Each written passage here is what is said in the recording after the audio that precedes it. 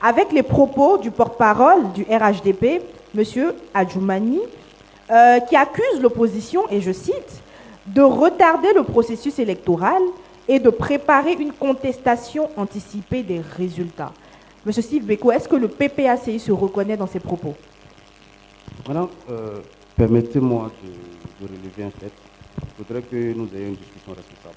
Et il ne faut pas imputer des propos au président Laurent Gbagbo qu'il n'a pas tenus.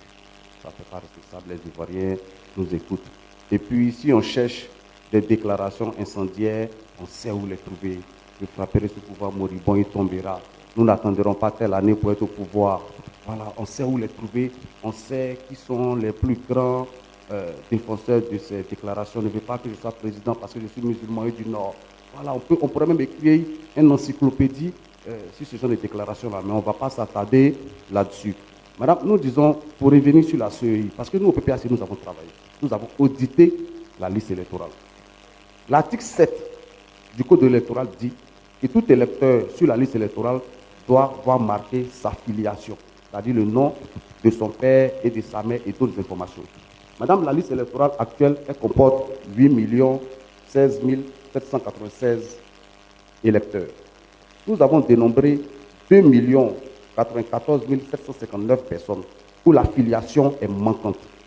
C'est-à-dire que des électeurs où on ne connaît soit ni le nom du père ni de la mère. Ça ne respecte pas la loi.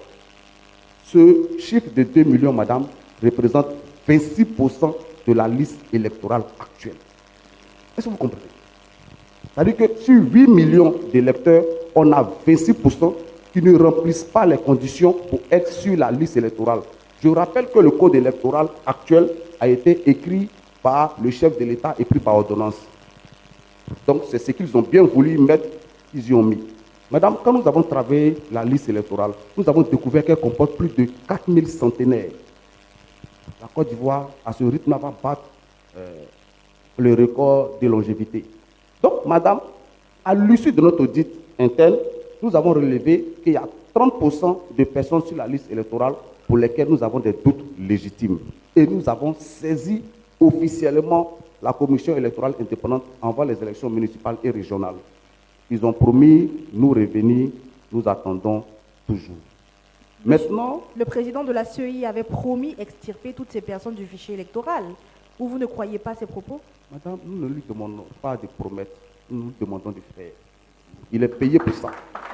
Maintenant, pour revenir sur la question, vous savez, M. Adjoumani, je ne sais pas pourquoi il est le porte-parole du